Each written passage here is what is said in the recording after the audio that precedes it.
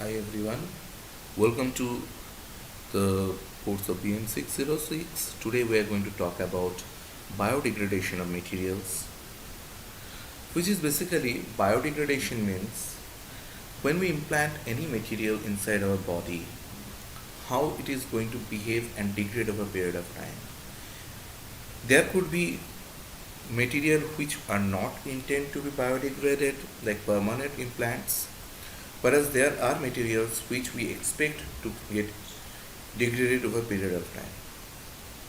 So whenever we talk about biodegradation, these four terms always come in terms. These four terms comes regularly in our notice. These are biodegradation, bioeration, bioabsorption, and bioresorption. All four terms are used to indicate that a given biomaterial or device will disappear after being introduced into a living organism. So, bioabsorption and bioresorptions are used interchangeably and imply that the polymer or its degradation products are removed by cellular activity in a living organism. So, it is basically absorbed within our body, cells divided into very small fragments, and finally it takes part in metabolism. Whereas biodegradation means it refers to biodegradation of biomaterial backbone by a biological agent like enzyme or microbe, or chemical cleavage like hydrolysis. Chemical cleavage must be referred as a degradation too. Bioeration means conversion of water insoluble biomaterial to water soluble biomaterial under physiological conditions without regard to the specific mechanism involved in the process. So bioerosion basically is a physical dissolution or a chemical process, and it does not include erosion caused by high temperature, strong acid or bases, UV light or weather conditions, which are natural forces of erosion which we see outside. Because all of these things are not really part of our physiological processes, even though there are evidences of strong acid in our stomach or strong bases in our lower intestine. Bioeration is associated with macroscopic changes in the appearance of the device, changes in physical and mechanical properties of biochemical or physical processes such as swelling, deformation or structural disintegration, weight loss, and eventual loss of function. Sometimes there are clogging, excessive material deposit, and even fouling of biomaterials are also possible. Bioerosions are mostly of two types: bulk and surface. So surface erosion means the rate of water penetration into the device is lower than the rate at which the device is transforming into water soluble materials, because it starts in the surface and it degrades from the surface. The transformation of water insoluble device into water soluble biomaterials is mostly restricted to the outer surface. The device becomes thinner and thinner over a period of time, while it maintains the structural integrity, or the bulk structural property or mechanical property mostly do not change throughout the erosion process. The examples are devices fabricated from hydrophobic polymers. So hydrophobic polymers degraded mostly over the surface, and it retains its mechanical property like Young's modulus or so, because it is not degraded due to entry of water or other related material, enzymes or something inside the material. So it just degrades over the surface. Bulk erosion means the rate of water penetration into the device exceeds the rate at which the device is transforming into water soluble materials. The uptake of water is followed by erosion, which occurs throughout the entire volume of the device. Usually cracks and surfaces appear throughout the device, and it crumbles into pieces.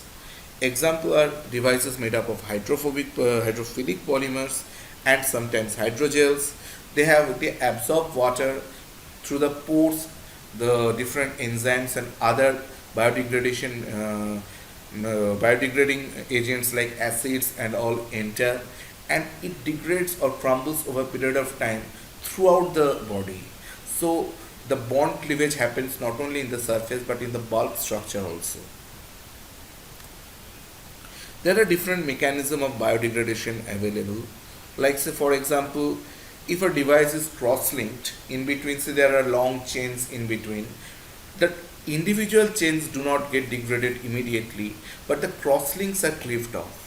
So that deteriorates its mechanical property, it allows water and other agents to infiltrate in, and finally it goes for biodegradation.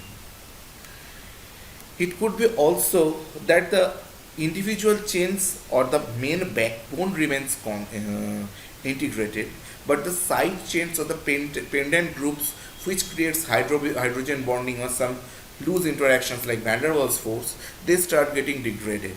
So that forms polar or charged group through which basically the attacking agents like acid, base, or enzymes start attacking the entire polymer and it gets degraded.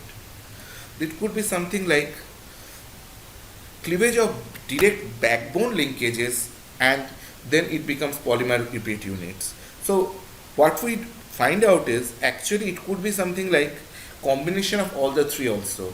First, cleavage of crosslink, second, breakdown of side chain, and finally degradation of the entire backbone.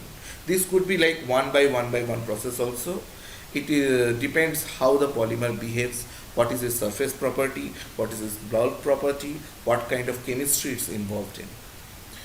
It's very interesting to see that mostly the condensation polymers are more prone towards degradation, whereas the addition polymers do not, mostly because of two reasons. One is entry of the reacting agents inside the bulk structure of a hydrophobic polymer, which is made out of addition reaction, is difficult.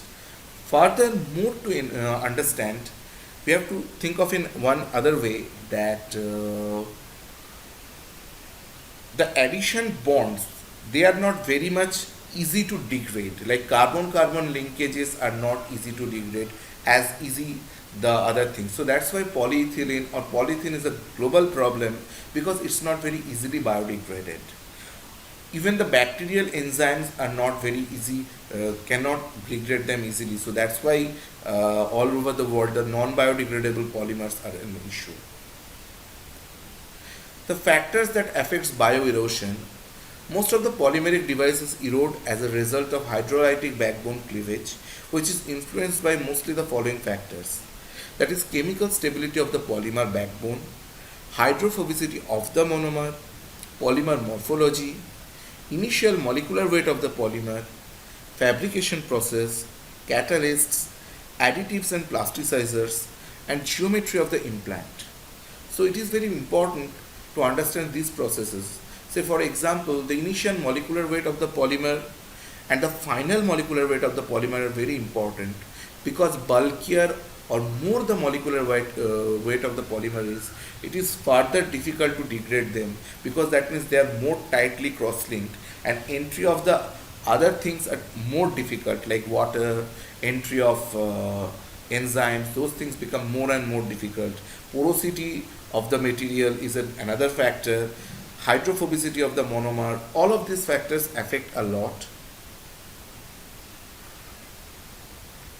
Examples of biodegradable polymer, for example, lactic acid and polylactic acid, bioresorbable polyester, because esters are biodegradable because esters are formed because of condensation reactions. And moreover, lactic acid is byproduct of anaerobic metabolism of the human body, and it can be incorporated into TCA cycle and finally can be excreted from the body as carbon dioxide or water.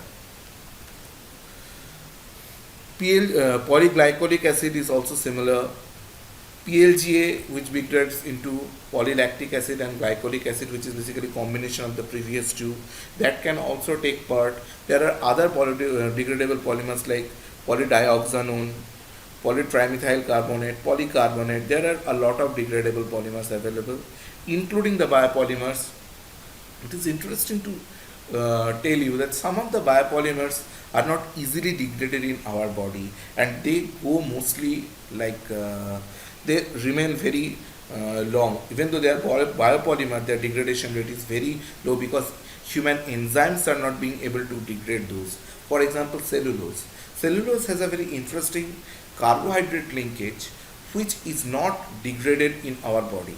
Interestingly, there are, in case of other mammals, like say for example, say bovine animals like say cow, buffalo and all, they can degrade cellulose in their stomach because of some bacterial reaction who can create cellulose degrading enzyme called cellulase, which can break down the specific methyl linkages.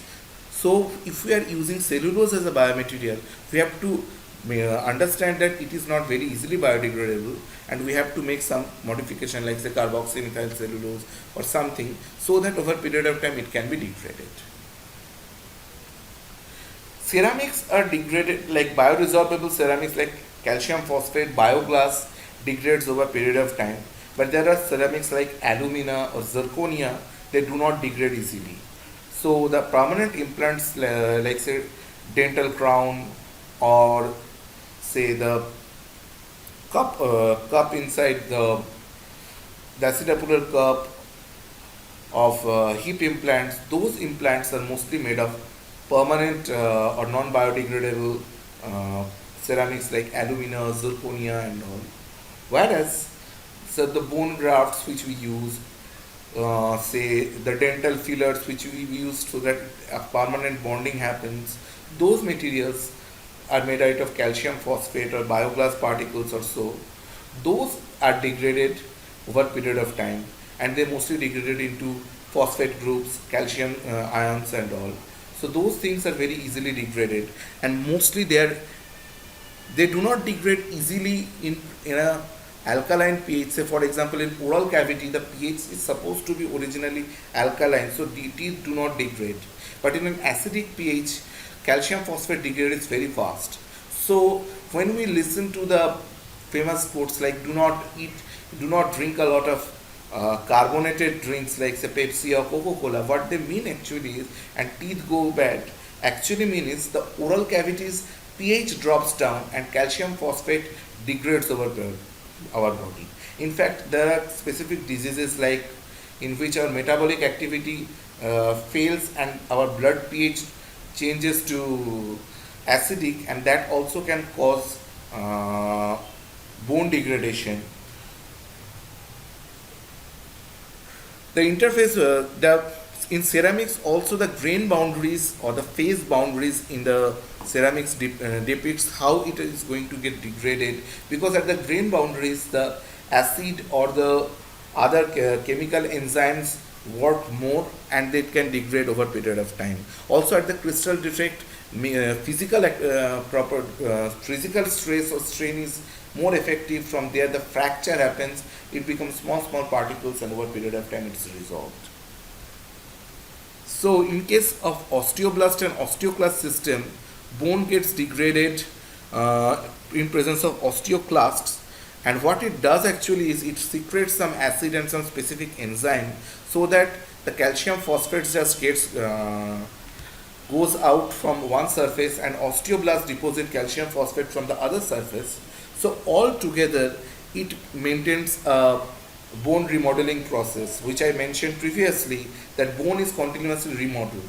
So this osteoclast is responsive to specific mechanical strain, and as much as mechanical strain it is given, it emits more of acid or something like that. So if there is a mismatch between the bone modeling, then also the ceramic crystals get degraded, and over a period of time, because of this degradation, the bone becomes weak and it becomes porous, and finally it fails. So even the natural bioceramics in our body is also resorbable. It is continuously going through remodeling, and it is a biodegradation process only. Degradation of metallic implants. It is like, as I mentioned previously, magnesium alloys are prone to degradation, whereas the titanium or say stainless steel based implants which are used for permanent fixation, they are not that much easy to get degraded, but magnesium implants do. And magnesium implants can degrade in different conditions like atmospheric condition, where basically water molecule and chlorine ions can just form pits or crevices. It could be in physiological conditions where acidic pH or acidic pH basically can affect on it, or otherwise it could be during the mineralization process where calcium phosphate ions can attack magnesium ions, and then it can get degraded over a period of time. So there are different processes in which a magnesium alloy is degraded, and magnesium is basically resolved. Magnesium ions go inside the system, and it finally resolved as magnesium ions. It is mostly excreted to urine, because excessive magnesium ions are also not good. It can create different kind of bodily reaction. Interestingly, if the metallic implants are, even though it's not degraded, sometimes metallic implants can get corroded, or due to mechanical fractures some small particles can get deposited in the soft tissues in the body, and once it does, then that thing can create inflammation, and that is called metallosis. In metallosis, it is also a degradation, it's a mechanical degradation, but it is not biodegradation, and it is not helping our body, instead it's creating inflammation. So there are a lot of biodegradable devices like sutures used, temporary barriers, say for example thin film. There are tissue scaffolds on the surface like for skin graft engineering and all. Polymeric film or mesh is used. It is used for temporary contract lenses for drug delivery. There are multifunctional devices that can combine several functions within it and require design of custom-made materials with a narrow range of predetermined properties. For example, a degradable nail that holds the fractured bone in place can be simultaneously used to stimulate bone growth at the fracture sites by releasing growth factor. So you have tuned growth factor release or a drug release. So in this case, for example, the drug delivery system, implantable drug delivery system for the eyes, all of these are could be like biodegradation could be tuned to release of your drug profile. So each layer the device is broken down, some molecules come out. So layer by layer the chemical products are distributed, or the drug or the enzymes or the cytokines just immobilized. For example, some specific polymers like ketosane, alginate, those things are used. So they degrade over a period of time and release drug molecules. So that is helpful. Hydrogels are helpful for this kind of purposes, where it works as an implant, it serves some specific purpose, as well as it enhances tissue growth, or it reduces or inhibits tissue growth. It is also possible. So whenever we are thinking of biodegradation for any material, what we do is we mostly do in vitro assay for the biodegradation study. Some cases we do in vivo also, but before putting it inside, we sometimes do a lot of in vitro assay. So we take a specific piece of material, we keep in some specific fluid system like different acidic or alkaline pH, different ions, or simulated body fluids, which is basically a combination of different ions. So we can see how the material is behaving. We check its swelling study, and also we incubate with different enzymes or enzymatic cocktail like trypsin, collagenase, lysozyme, hyaluronidase, matrix, metalloproteinase, tyrosinase, elastase, all of them.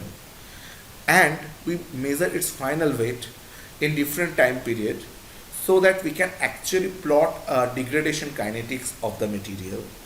Importantly, we use so many enzymes because these are the enzymes that are going to act on the material over a period of time, and it also depends in which site it is going to be implanted. If we are implanting it in the skin graft, then mostly we will be thinking of matrix metalloproteases, because that is one of the major enzymes which is going to work.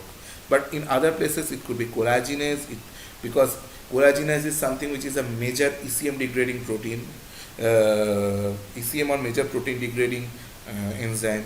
It could be trypsin, it could be hyaluronidase if it is a cartilage tissue graft. So it depends upon what kind of material you are using. Finally, And lot of cases we do not remember to test this, which is basically degradation products. In what rate the degradation is happening, we get from the spectroscopic analysis, and we should do the toxicity testing well for this degradation. Many a times what happens is, maybe the original material when we are testing, it might not be toxic, but once the degradation happens, the degradation products could be toxic. For example, uh, a lot of biopolymers are cross-linked using uh, some specific kind of cross-linking agents. Say for example, glutaraldehyde. Glutaraldehyde is used for regularly for biomaterial cross-linking, like for chitosan cross-linking. It could be used for gelatin cross-linking. Interestingly, in bulk condition, when we use it, it is not at all toxic. But when it degrades, free glutaraldehyde residues come out of it. Glutaraldehyde is carcinogenic. So mostly we had to treat the entire material with some specific amino acid, say for example glycine residue or so that it can form bonds, or the free reactive bonds, free reactive group of glutaraldehydes are blocked, so that when it comes out of the scaffold or the implant, it does not create any cross reactivity. So the degradation product study, say some specific polymers takes out a lot of acidic residues, like say PLA, PLGA, they takes out a lot of acidic residues. Importantly, say for example we have used a bone graft, if it is rapidly releasing a lot of acidic residues, that also can create necrosis. So this study, degradation products toxicity testing is very important for understanding its behavior inside the body. I have just mentioned some specific enzymes which are regularly used in our biomaterials context. Most of them are ECM degrading enzymes like collagenase, hyaluronidase. Hyaluronidase works on uh, hyaluronic acid, which is a major matrix gags inside cartilages. Collagenase is a ECM degrading protein. Lysozyme also reacts on the gags. Chymotrypsin, trypsin, elastase, and moreover, what kind of group they are preferred to attack, because on that basis the peptides are going to come out from the scaffold or the tissue graft. These days, a lot of tissue engineering or biomaterials related work is going on, where we use artificial ECM or ECM isolated from biomolecules like say bovine intestine, human placenta, and all. So when it degrades, what kind of residues we are going to get, we can predict using this kind of reactions, like chymotrypsin, what group here it is going to attack, trypsin, what group it is going to attack, and all.